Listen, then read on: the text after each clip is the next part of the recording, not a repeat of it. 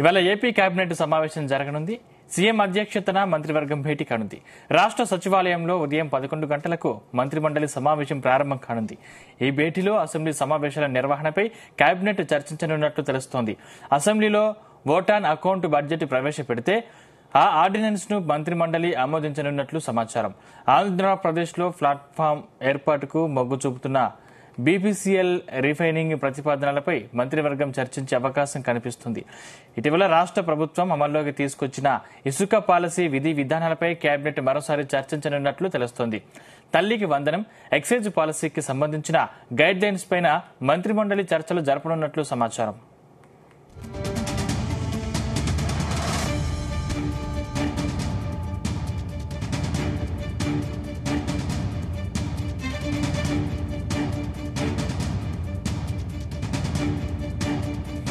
మరోవైపు కేబినెట్ సమావేశం ముగిశాక చంద్రబాబు ఢిల్లీ పర్యటనకు వెళ్లనున్నారు.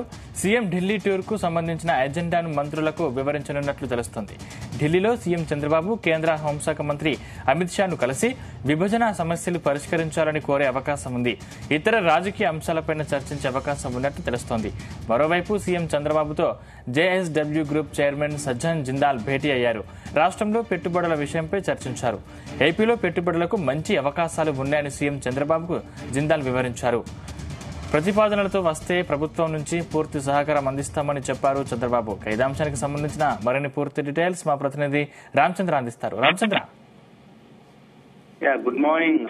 అయితే భేటీ కానుంది. అయితే ఈ భేటీలో పలు అంశాలను సీఎం చంద్రబాబు మంత్రి మండలి ముందు ఉంచబోతున్నట్లుగా తెలుస్తుంది. ముఖ్యంగా తల్లికి వందనం సంబంధించినటువంటి నిధులు, అలాగే ఎక్సైజ్ పాలసీ ఏదైతే మద్యం పాలసీ ఉందో పాత పాలసీని తీసేసి కొత్త పాలసీని తీసుకొచ్చే విధంగా ఈరోజు చర్చించడం తెలుస్తుంది. ఆ తర్వాత ఉచిత బస్సు, మహిళలకు ఉచిత బస్సు పైన కూడా ఈరోజు ముఖ్యంగా చర్చించే అవకాశాలు ఉన్నాయి. తర్వాత గత ఈ నెల 1వ తారీఖున ఇచ్చినటువంటి పెన్షన్ మరో నెల కూడా మరో 15 రోజుల్లో మరోసారి పెన్షన్ కూడా ఇవ్వాల్సి వస్తుంది. 1వ తారీఖు త్వరలో వస్తుంది కాబట్టి దాని మీద కూడా చర్చించే అవకాశాలు ఉన్నట్లుగా మనకు సమాచారం అందుతోంది.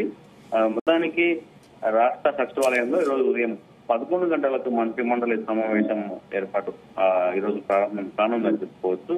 అయితే అసెంబ్లీ త్వరలో ఉన్నట్టు ఈ నెల 22వ తారీఖున అసెంబ్లీ సమావేశాలు అయితే ఉండబోతున్నాయి. ఆ సమావేశాల్లో ఏం చర్చించాలి, ఎటువంటి బిల్లులు ఆమోదం పొందించాలి అన్న అంశంపైనే ముఖ్యంగా చర్చిస్తారని చెప్పి తెలుస్తోంది. ఓట్ ఆన్ బడ్జెట్ అకౌంట్ కూడా ప్రవేశపెట్టి ఏదైతే మంత్రిమండలి ఆమోదిస్తారో తర్వాత అసెంబ్లీలో బడ్జెట్ పెట్టి ఆ తర్వాత శాసన మండలిలో కూడా ఈ బిల్లును పాస్ చేయించి ఆ తర్వాత కేంద్రానికి పంపించాలని చెప్పి కూడా తీర్మానం చేసే అవకాశాలు ఉన్నాయి. మరి ఏదైతే శాసన మండలిలో వైఎస్ఆర్ కాంగ్రెస్ పార్టీకి అధిక మెజారిటీ ఉంది కాబట్టి అక్కడ ఆమోదం పొందుతుందా లేదా అన్నది కూడా దీంట్లో చర్చించే అవకాశం ఉంది. మరి ఆ శాసన మండలిలో ఈ ఓట్ ఆన్ బడ్జెట్ అకౌంట్ ఆమోదం పొందితేనే వారు కేంద్రానికి పంపించే అవకాశం ఉంటుంది కాబట్టి దానిపై కూడా చర్చించే అవకాశాలు అయితే కనిపిస్తున్నాయి. మరి ఇది రాష్ట్రంలో పెట్టుబడులపై కూడా ఒక చర్చ జరుగుతున్నట్టు తెలుస్తోంది.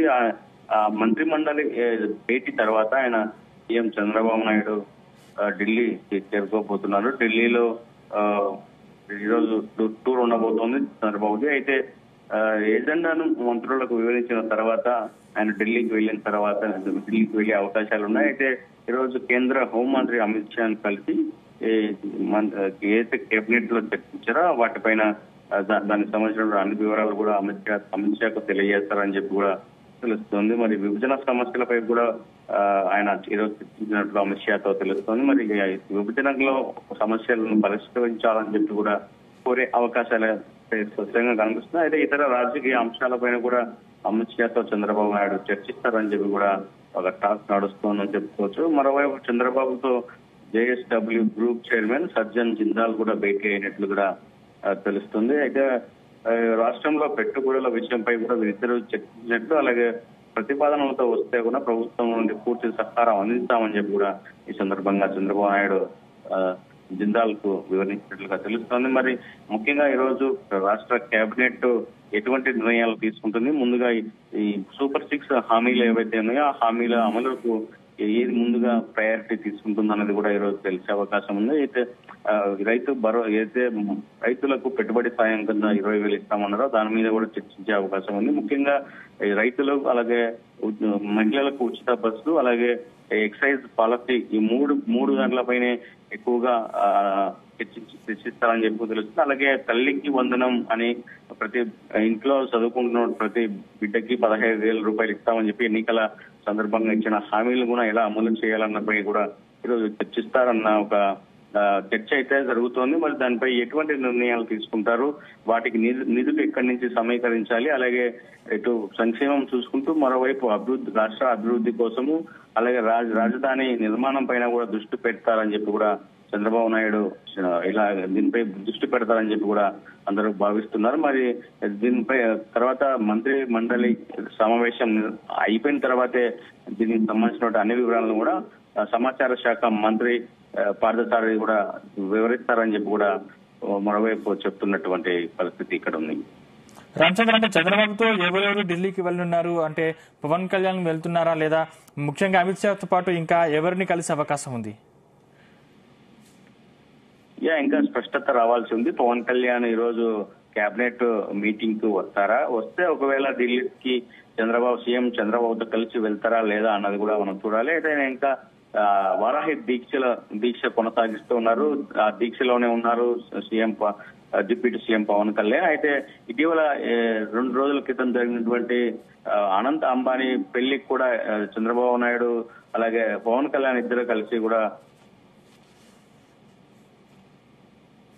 హాజరై వచ్చినటువంటి నేపథ్యం మనం చూస్తాం. మరి అయితే ఈసారి రాష్ట్ర ప్రయోజనాల కోసమే ఢిల్లీ వెళ్తున్నటువంటి చంద్రబాబుతో పాటు డిప్యూటీ సీఎం పవన్ కళ్యాణ్ కూడా వెళ్తారా లేదా అన్నది కూడా ఇంకా క్లారిటీ రావాల్సింది. అధికారులు దానికి సంబంధించినటువంటి షెడ్యూల్ కూడా ఇంకా ఏం ఖరారు చేయలేదు. మరి ఈ రోజు కేబినెట్ మీటింగ్ కు డిప్యూటీ సీఎం పవన్ కళ్యాణ్ వస్తే అక్కడి నుంచి కూడా ఇద్దరు కలిసి వెళ్లే అవకాశాలు కూడా ఉన్నాయని చెప్పి కూడా సీఎంఓ వర్గాలు అయితే చెప్తున్నాయి. మరి చూడాలి, ఫైనల్ గా కేబినెట్ మీటింగ్ తర్వాతనే దీనికి సంబంధించినటువంటి ఒక క్లారిటీ వచ్చే అవకాశాలు ఉన్నాయి. సందీప్, రామచంద్ర, అంటే ముఖ్యంగా ప్రభుత్వం ముందున్న పెద్ద సమస్య ఉచిత బస్సు పథకం. దీనిపై ఈ సమావేశంలో చర్చించే అవకాశం ఉందా?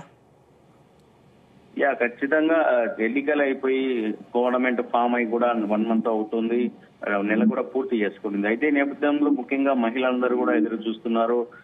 ఎన్నికల్లో ఇచ్చినటువంటి హామీని అమలు చేసే దిశగా కూడా కూటమి ప్రభుత్వం కూడా ఆ దిశగా చర్యలు చేపడుతుందని చెప్పుకోవచ్చు. రవాణా శాఖ మంత్రి రాంప్రసాద్ రెడ్డి కూడా ఎన్నోసార్లు చెప్పినటువంటి పరిస్థితి, త్వరలోనే మహిళలకు ఉచిత బస్సును కల్పిస్తాము, అయితే దానికి సంబంధించినటువంటి విధి విధానాలు ఇంకా రూపొందించలేదు అని చెప్పి కూడా చెబుతున్నారు. మరి దానికి సంబంధించినటువంటి విధి విధానాలను ఉచిత బస్సు మహిళలకు ఏదైతే ఉందో దానికి ఎటువంటి రూల్స్ పెట్టాలి అన్నది కూడా వారు చూస్తున్నట్లుగా తెలుస్తుంది. ఇప్పటికే తెలంగాణలో కర్ణాటక రాష్ట్రంలో అమలు చేస్తున్న నేపథ్యంలో అక్కడికి అధికారులు బృందం వెళ్లి అక్కడ పరిశీలించినటువంటి పరిస్థితి. అక్కడ ఉన్నటువంటి ఇబ్బందులు మొదట్లో తెలంగాణ కర్ణాటక రాష్ట్రంలో ఏవైతే ఇబ్బందులు ఎదుర్కొన్నారో ఆ ఇబ్బందులు ఆంధ్రప్రదేశ్ లో పునరావృతం కాకుండా చర్యలు తీసుకుంటున్నట్లుగా తెలుస్తోంది. అయితే ప్రధానంగా ఈ రోజు కేబినెట్ మీటింగ్ లో మహిళలకు ఉచిత బస్సు పైన కూడా చర్చ జరిగే అవకాశం ఉంది. ఆ తర్వాత ఏదైతే తల్లికి వందనం ఇస్తామని చెప్పారు, అయితే అది ఏ విధంగా ఇవ్వాలి, ఎటువంటి రూల్స్ ఉంటాయి అనేది కూడా దాని మీద కూడా కసరత్తు చేసే అవకాశాలు ఉన్నాయి. తర్వాత ఎక్సైజ్ పాలసీ అయితే ఎన్నికల హామీల్లో భాగంగా మద్యం ధరలు తగ్గిస్తాము, అలాగే మంచి నాణ్యమైనటువంటి మద్యం అందుబాటులోకి తెస్తామని చెప్పారు. దానికి కూడా ఒక టెండర్ విధానాన్ని ఏర్పాటు చేసి ప్రభుత్వం నిర్వహించకుండా టెండర్ విధానం పాత విధానంలోనే టెండర్స్ పిలిచి వైన్ షాపులను టెండర్ల ప్రక్రియను కూడా చేయాలని చెప్పి కూడా వేగవంతం చేయాలని కూడా చూస్తున్నారు. త్వరలోనే అది కూడా అందుబాటులోకి తీసుకొచ్చేందుకు కూడా ప్రక్రియ స్టార్ట్ చేసేలాగా కనిపిస్తోంది. ఈ రోజు కేబినెట్ మీటింగ్ కూడా జరిగే అవకాశం ఉంది జరుగుతుంది కాబట్టి అందులో ఇది కూడా ప్రధాన అజెండాగానే సమావేశం జరగబోతోంది. Sandeep, thank you Ramachandra.